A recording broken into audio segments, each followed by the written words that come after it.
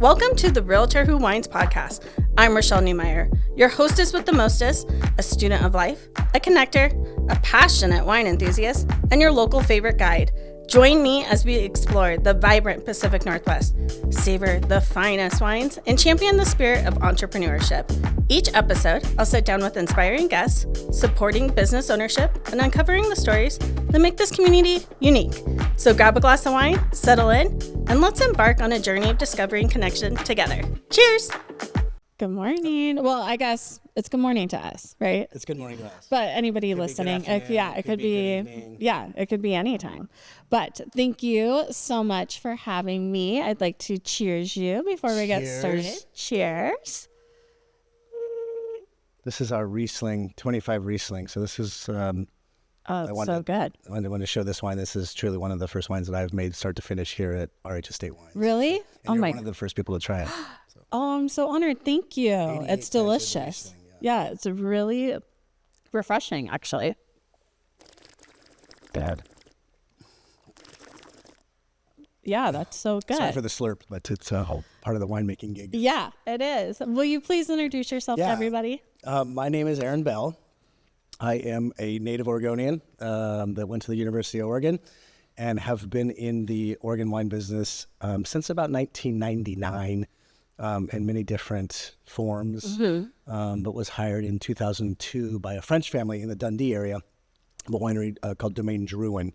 And I ultimately went on to help make wine for that family, both in France and in Oregon, for almost 27 vintages. Yeah, I love the Domaine Drouin. And then we had the opportunity about a year and a half ago to purchase this vineyard, this nearly 50-year-old vineyard in the Eola-Amity Hills. And we pushed all our chips in the middle of the table, Tracy Rogers and I. Yes. And my partner in love, life, business.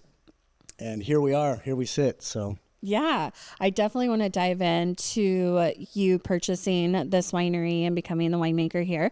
But before that, can we have a little bit of history? Like, what was it about winemaking, or when did you get the bug? Like, oh, I think I want to go into the wine industry. So I was living in Scottsdale, Arizona. It was 1996, and I was a server at a steakhouse. Okay. It was a Chicago steakhouse. And servers have crazy hours because you serve until 11 o'clock at night. So our happy hour would often be midnight, 12:30. And there was another couple, so my ex-wife and I and this other couple were very interested in wine. Mm-hmm. So our happy hour was we would each bring a bottle of wine, their house, our house, and we would brown bag them, and we would... do like a blind tasting. Do a blind tasting. Yeah. And so we'd geek out and talk about the wine and try to make them from different regions. And I grew up in Oregon. I grew up in Newburgh, Oregon. So I was wine country. And I was selling Oregon wine, so I knew what was happening in Oregon. But working at a steakhouse, my interests were kind of taken to California, Napa Cabs, Napa Merlots, sure, Sonoma Coast. So we tasted these wines, and I brought a Napa Cab, Camus 1991 Special Select. I remember the bottle I brought. And my friend, George, he brought a bottle, unbeknownst to me until it was unveiled, a 1996 Domaine Drouin Willamette Valley Pinot Noir. Oh, okay. Made 10 miles from where I grew up in Dundee. That was my kind of aha moment of going... I had Oregon Pinot Noirs before. Yeah. That was the one that really gave me the bing right in the forehead. Bacchus tapped me on the forehead. And so I have a degree in philosophy from the University of Oregon, and my ex-wife had a degree in theater, so we were pretty hilarious. I have a degree in theater as well. It's good. But it's good. It brings the flakiness out in you. So we looked at each other the next day, and we said... And my mom lives in Newburgh, and we had an infrastructure in Newburgh. Sure. I said, why don't we go get in the wine business? So we did. We literally 2 months later, we packed up from living in Scottsdale and moved back to Newburgh. Why did I move back to Newburgh? I said I would never move back to Newburgh because that's where I grew up. So I moved to Dundee. Wow. Yeah. Difference. 3 miles. And we just threw ourselves into the wine business. We both got jobs working for the Ponzi family. And in the summer of 2002, I was approached by a friend that had gotten a job hospitality-wise at Domaine Drouin. He said, I was waiting tables again for at the Dundee Bistro for the Ponzi family. And he said, hey, I'm getting too busy to do this by myself. Would you want to help me do some tours and tastings at Domaine Drouin? And I was like, absolutely. Are you kidding me? Yeah. That's the reason I came back here. So I started that way. And then shortly after I was there was a lot of cellar work to be done. and a gentleman named Brad McElroy, who has a winery to this day in the Ribbon Ridge AVA called Ayers. He was the cellar master at the time. And he said, "Hey, Aaron, you seem pretty interested in the winemaking side of it. Would you be willing to help a couple days a week, just do kind of cellar rat stuff?" Yeah. I said, "Yeah." I go, "Try not to steer me wrong, and I'll try not to screw anything up." And so that's kind of was the door opening to being in the cellar. So, and they thought it would end at some point. The general manager said, "We probably won't have work. We have French interns coming in," but I was thinking, okay, well, any experience is great. Yeah. And that conversation, I remember being in the cellar and I was doing some topping of barrels, and the general manager came down to there's a mezzanine that overlooks the cellar at DDO, DDO's Domaine Drouin, Oregon.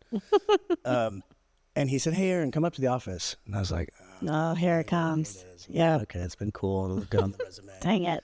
And it was the opposite. So this would have been the end of July of 2002. He said, "You want a full-time job?" And yes, I do. Yes. Thank you for asking. Anyways, Brad went on to leave in 2005. I had this kind of hybrid position from 2002 to 2005 where I would help with hospitality, but then I would also help with the harvest. Helping. And it was great because it kind of taught me the front. Now it's like being the chef and the waiter at the same restaurant. Absolutely. Yeah. Sides.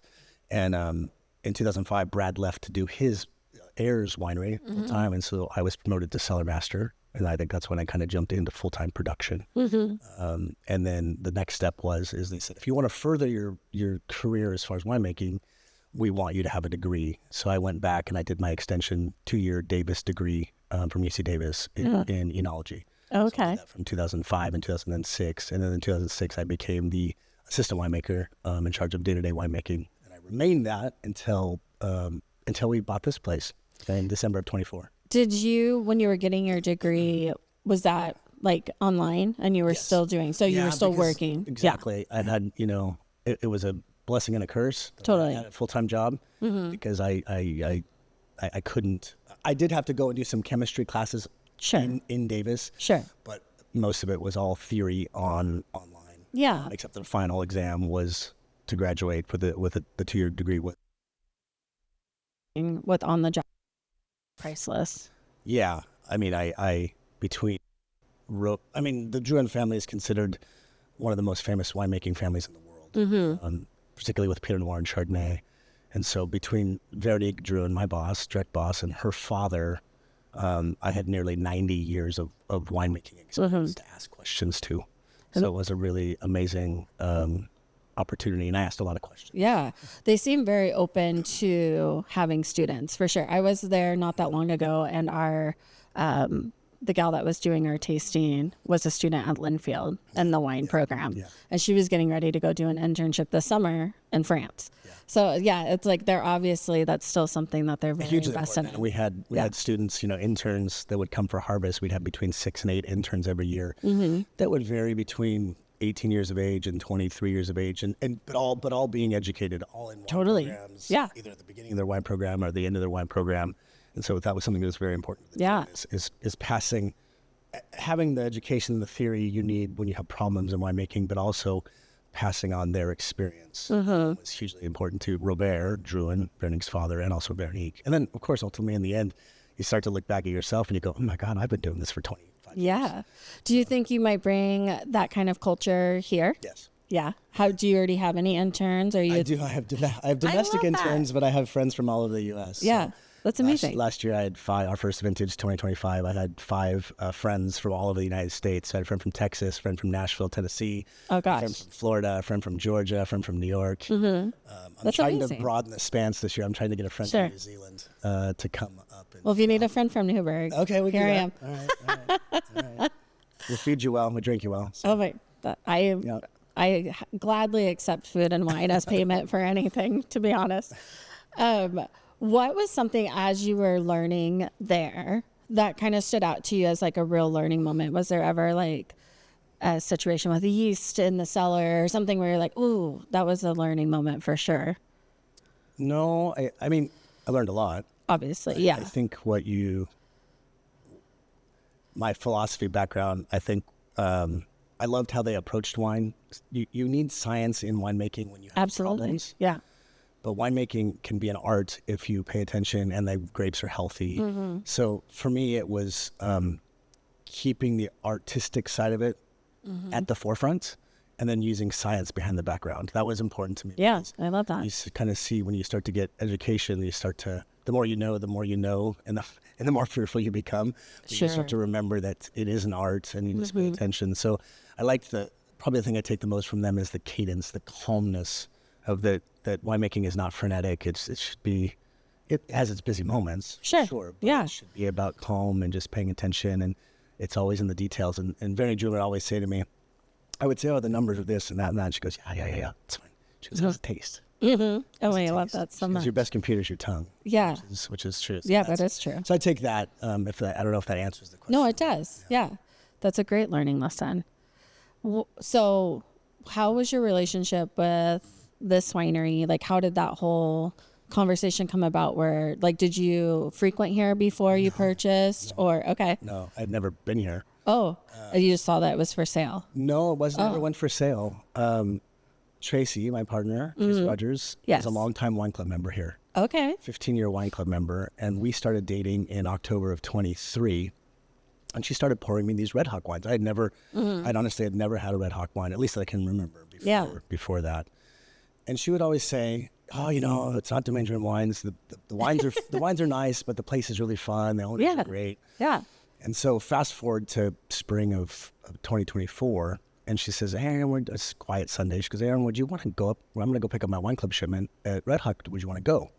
Yeah, sure. Yeah. I said, absolutely. So we came up. It was a rainy, quiet Sunday in March. And John and Betty Patacoli, the previous owners of Red Hawk, for 20 years, they found out that I was working at Domaine Drouhin, and they were over at the house because we live in the house that they lived in on the property. And they came up and we started just chit-chatting, introduced themselves. I had met them a couple times in passing through the industry, but I didn't know them well. And we got to have this lovely conversation over the course of 2 hours about wine business, life, politics. And some point at the end of the conversation, Betty Patacoli, not directed us by any means, really. It was just to the universe. She said, we're getting tired. She goes, maybe at some point we'll probably look at selling. And I said, okay. I go, it'll take the right kind of buyer. Having your house on the property, this total property is 23 acres with the dwelling on the property, a winery, a tasting room. And so I left going, okay, well, good luck. And over the course of the next 5 weeks, all of a sudden the name Red Hawk is just coming up over and over. Oh my gosh, yeah. People in the industry that have never blurted the name Red Hawk or said the name John Patacoli are saying this to me. So I kind of You're like, what's going on?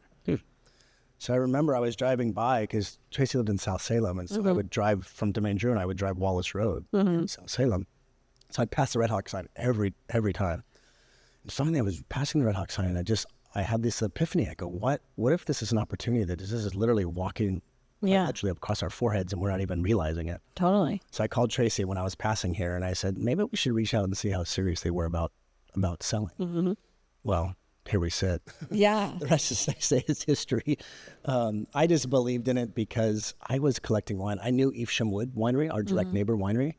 I buy a Magnum still to this day of Le Puy Sec Pinot Noir, which is quite literally right next to ours. And so every time I had the Red Hawk wines, I was going, God, they're familiar. I don't know why, but super familiar. Well, I was drinking wine for the last 20 years from a vineyard 20 feet away. Yeah. And so that was what was exciting to me. The lifestyle. I often say to people now is we bought a lifestyle. Again, living on the property, the small winery, make about 3,600 cases of wine. That's where we want to be. And that was kind of so we, like I said before off mic, is that I just said we just pushed all our chips in the middle of the table. Yeah. And we said, go for it. Why not try? Yeah. So, because from a winemaking standpoint, the dream is to make wines from, 30, 40, 50, 60-year-old wines. And that's pretty common in Europe. You can do that pretty easily. But in Oregon, that's rare air. Sure. There are vineyards that old. I mean, we're the second oldest vineyard in this area. It's planted in some of our vineyard planted in 78.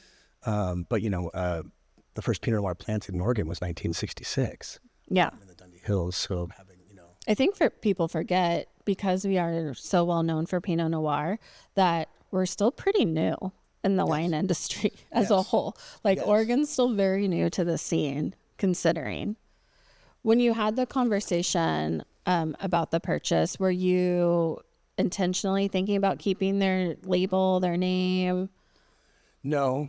I mean, we have changed. It is, from the French, I took lineage. I wanted the vineyard to always be called Red Hawk. So the vineyard will always be called Red Hawk. I think that's important. We're the third owners. It's nearly a 50-year-old vineyard, so that to keep that going is highly important. Yeah.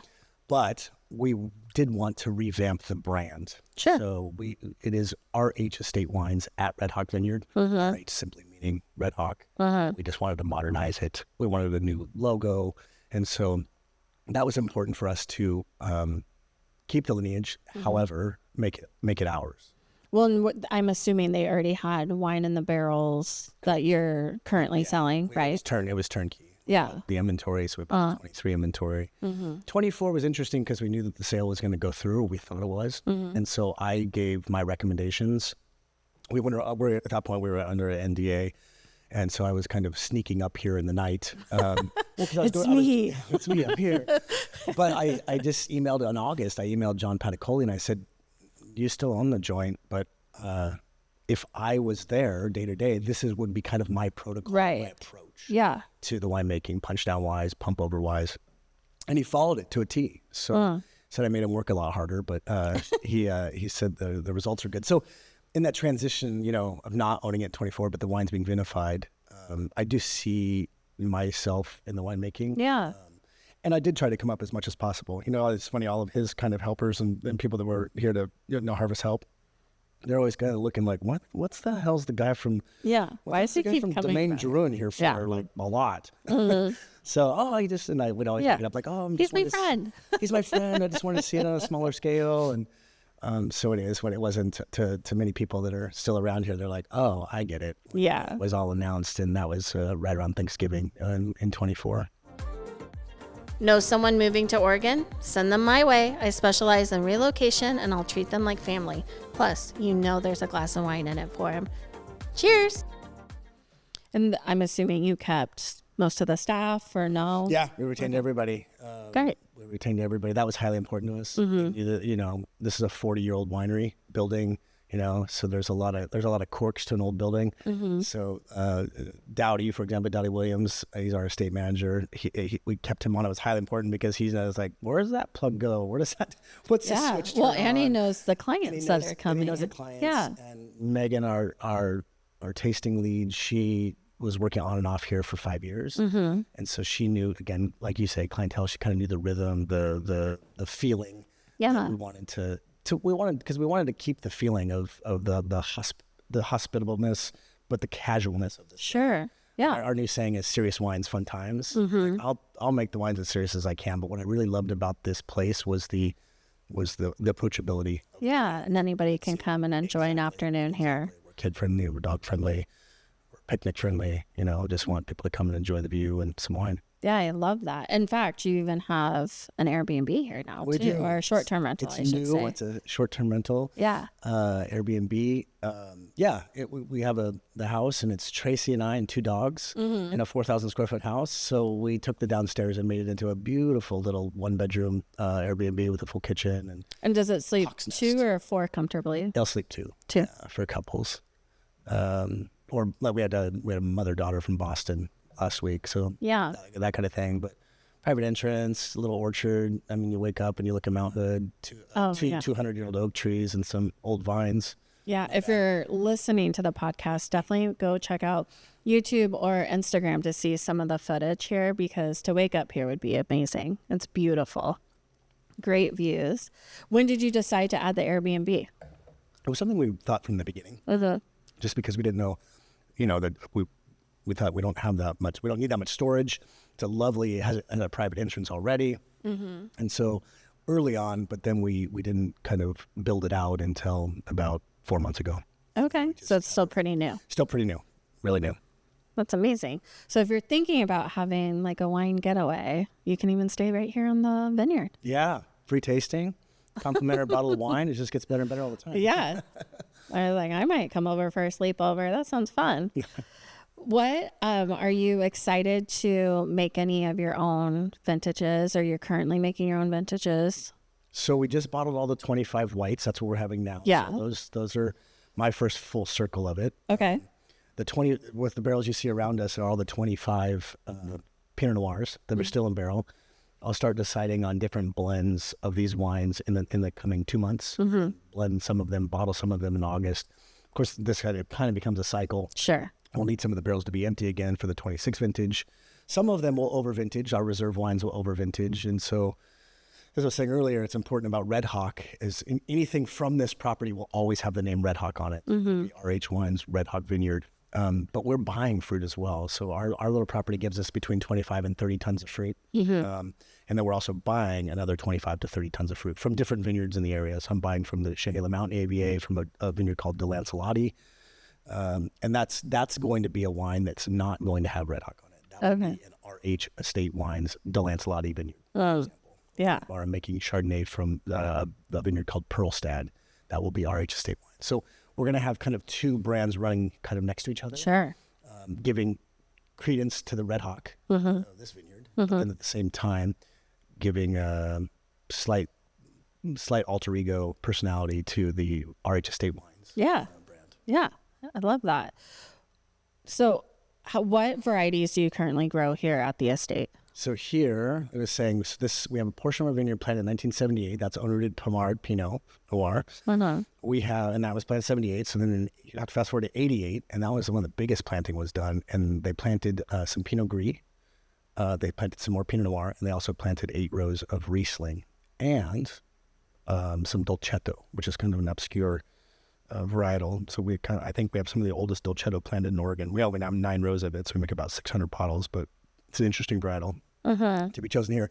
And probably, actually now, as we've kind of gotten warmer, it does get to a degree of ripeness. I think in probably 20 years ago, they were making rosé out of it because they couldn't get it ripe.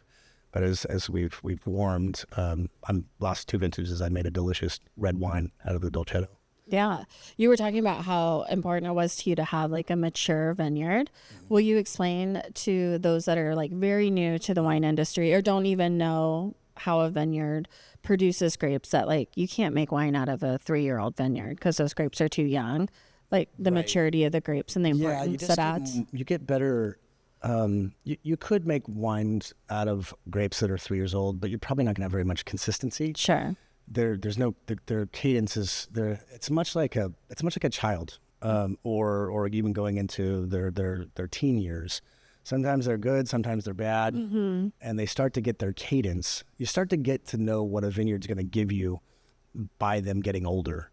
They start to give you more consistency, more maybe consistent blue fruit or more consistent spice, and they also start to self-regulate. So they're not so excitable by rain or heat. Their vines, the roots are going deep enough in the ground that they self-regulate themselves a bit better. So you have hopefully the theory is that you have just a more consistent wine, and it shows you what it wants to be in that given place. Yeah, that's a great analogy. I like the idea that you're saying it's like a child. That makes total sense because the older you get, the more consistent.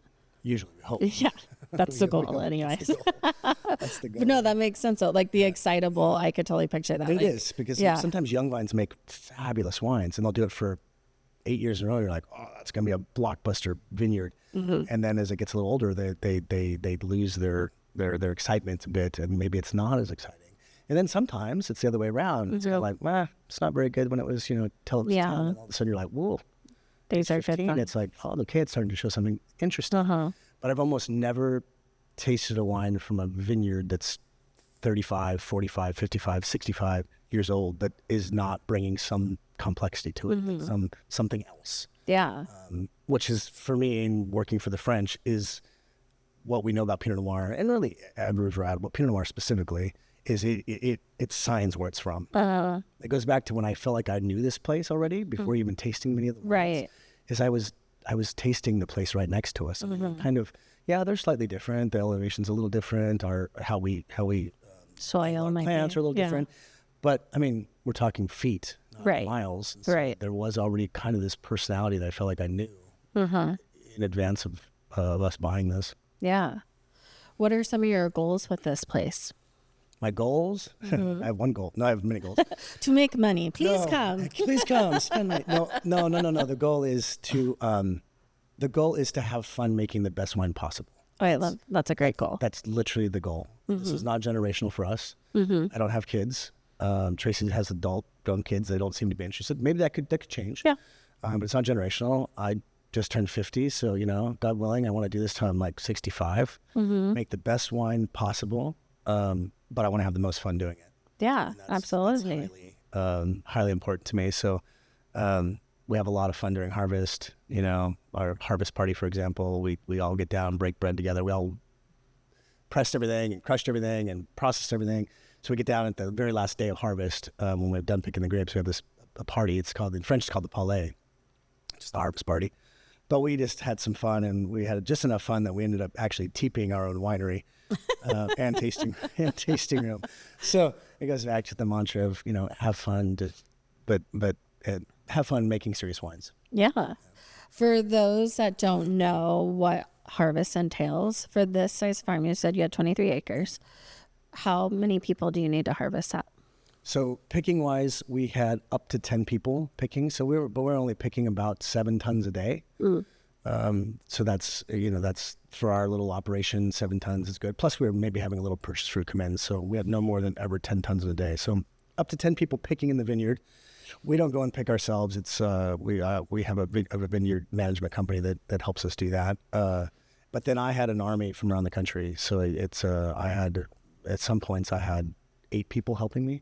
Probably too much help, but again, I just wanted to be part of the fun. Yeah, the community. That's important too. Community, and there's some locals that are wine club members or our wine club members.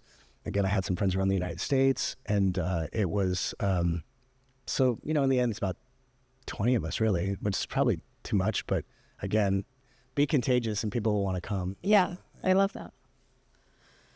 What are some of the goals? I know your personal goals, but what about for the winery itself, or like events that you hope to host sometime, or things you want to continue?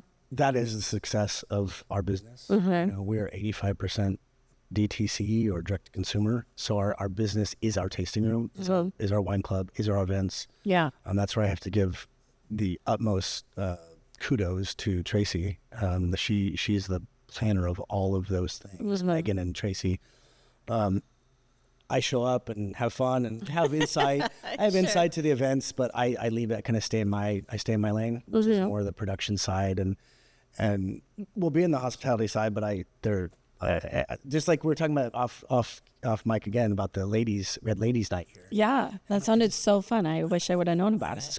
And I'm a guy, so maybe I'm just oblivious sometimes. So it's like, how does this going to translate? I'm like, okay, we have a tattoo artist. We got the boutique shopping. There was some chocolates. There was some other things, and then I step back and there's 150 people here, shopping and getting tattoos and drinking wine. And I was like, all right. I go, I'm just going to shut up. And I'm just going to sit over here and shake hands. Let Tracy and Megan do their magic. Yeah. I'll just try to make good wine. Us ladies, we like a good event where we can accomplish multiple things in one spot. It's the best. This is madness. It's a Wednesday night.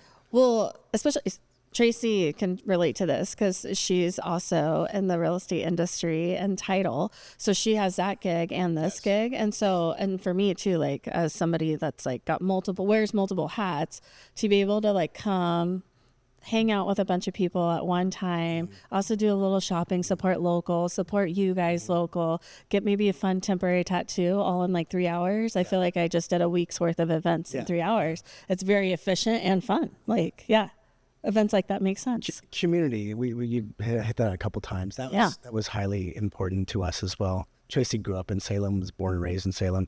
So, I mean, she could be the mayor. Maybe she will be someday, but she knows that we don't go anywhere. Yeah. Knowing Tracy or vice versa. And I didn't have that. I worked for a larger brand that I did a lot of, they had a more global stance. So, I remember doing an event in Washington, D.C. for the American Heart Association, which is fantastic. That's great. But I just had this, and this is not against Druin whatsoever. I was going, different business. Druin, what is exactly different business, different spans, scope. But I was like, what does Druin do for the Newburgh School District? And again, not against Druin, they just have a larger reach. Sure. Nothing, and so that I started, when the gears started turning, I said I loved how much Red Hawk was giving to the Salem community. Yeah. Going to the YMCA events, to just everything. They had immersed themselves. And I really, really, my soul was kind of searching for that. And Tracy was involved in that already. So I was going, God, that's another aspect of the business that I just love, is that I feel like we support the community, and it's going to be 100% reciprocal. And I can tell you 18 months in, it's 110% typical. Yeah. In every way. So speaking of this area, a lot of people, when they think about Oregon wine country, they think of Dundee, Newberg, Willamette Valley. Will you speak a little bit to Eola Hills and why people should come out towards the Salem, Eola area? Because there are quite a few vineyards out here, and do a day of tasting out here.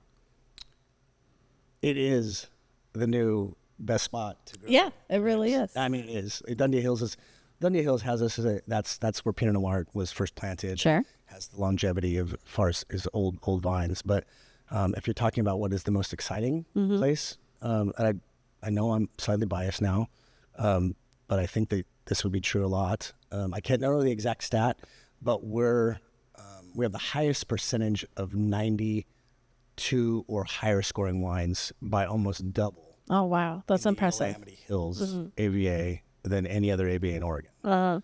So the reason I believe is that we get ripe during the day, but what we have is we have the Van Duzer effect to our west.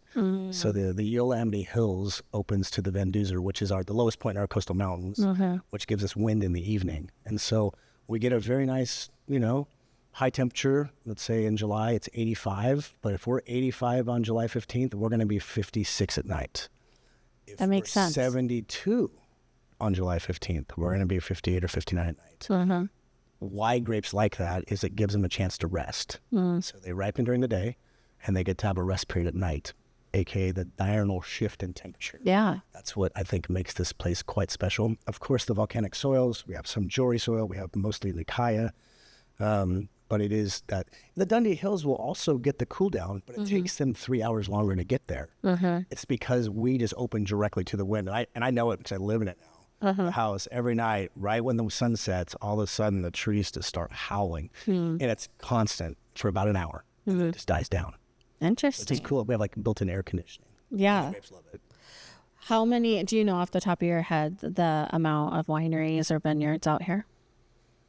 No, but I could say there's at least 40 within a 25-mile radius. Yeah, I was going to say, it's quite a bit. I think Kristen, Bethel Heights, Bryn Mawr, Pearlstad, RH Wines, Evesham Wood, Lingua Franca. It goes on and on. Yeah. In your experience, do you find that there's a lot of collaboration over competition or? For sure, collaboration. Yeah, I was going to say, most winemakers I've talked to, especially in the Willamette Valley, only a couple have been like, oh, I haven't found that. But most have said collaboration over competition as the community. That's what's nice about Oregon. We're not California. And you see it, maybe there's a little more competition in the Dundee area, just as the more established wineries. But coming to the Eola Hills was quite refreshing because everybody just wants to help everybody. Yeah. Like I'm loading my tractor this afternoon to another vineyard that their sprayer went down, and so they're going to come grab my tractor and spray tomorrow. Yeah, I love that. So it's because you never know. It's again, it goes back to reciprocation. You never know when you'll need that favor. Yeah. Well, and helping them spray isn't going to ruin your business, and it's just the kind and right thing to do. Your home might be worth more than you think. Curious what your equity looks like? I'll run the numbers for you. No pressure, just clarity. Please reach out anytime. Let's look at this together. If someone wanted to become a wine club member, what would they expect from their wine club?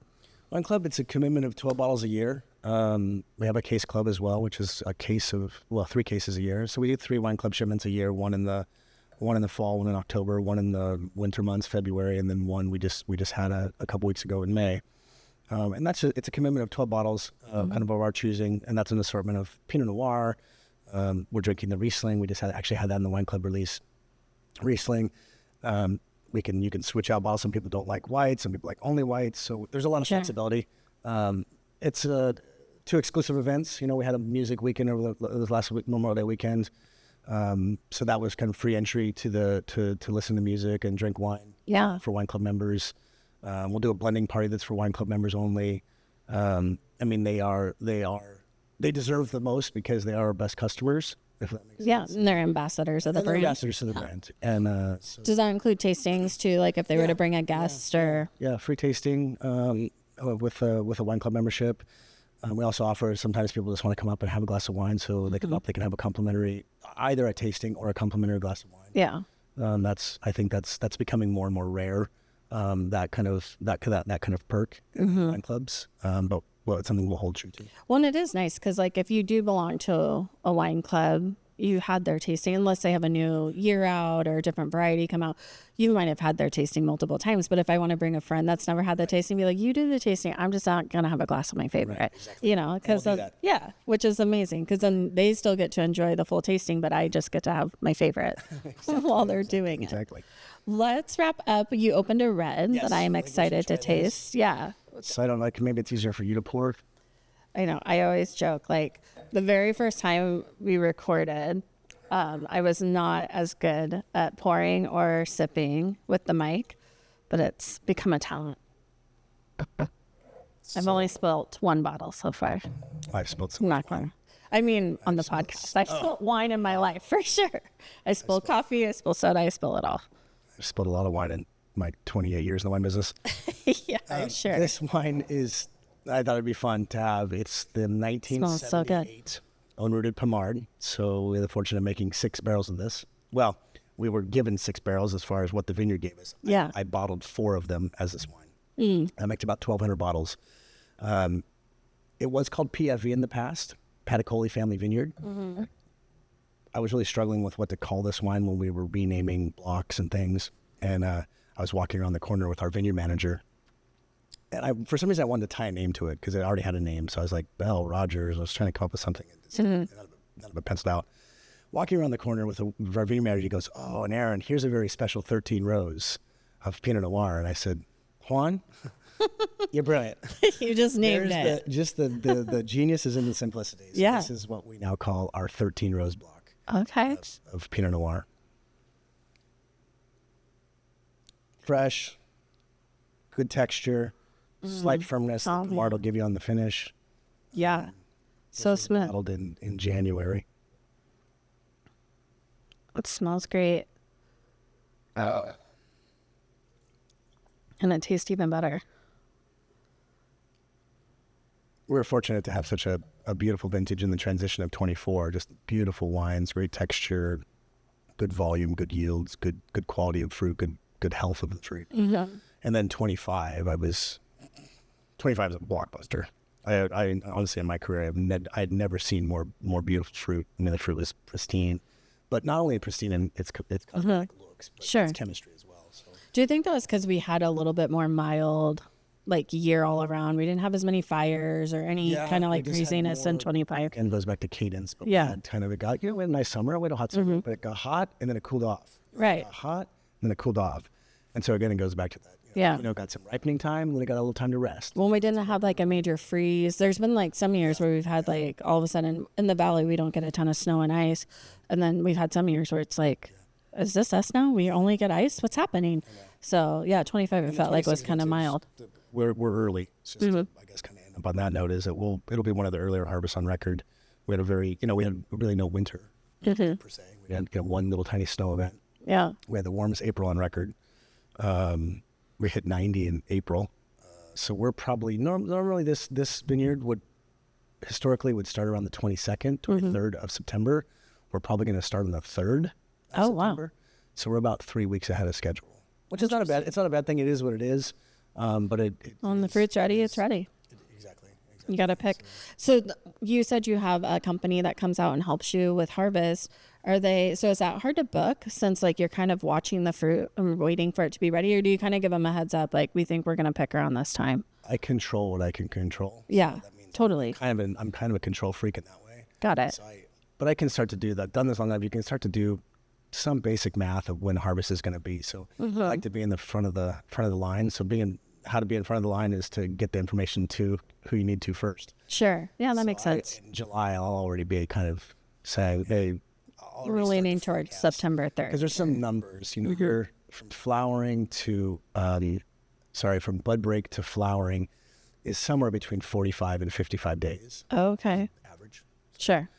And then from flowering, from mid-flowering until harvest is anywhere between 99 days and 104 days. Oh. So I can start to do some pretty good math. Again, it's not perfect. You know what I mean? All of a sudden we could have a heat wave at the end of August, and that speeds everything up by 5 days. Sure. Or it could cool off. But it's a good idea, like But it gives a us general it gives me idea. a very good idea. So Yeah. I like to give him a forecast of, 25 was my first vintage. I gave him a forecast in August. I go, this is kind of what I'm thinking. Mm-hmm. And because I dug through all of John Paticoli's, he had a harvest book, and so I kind of knew the blocks and when there seemed to be a consistency on how he harvested the blocks just based on how they ripened. So I kind of made an educated guess of the series of how we would pick, and so. Yeah, have the Pinacolis come to visit? Yeah.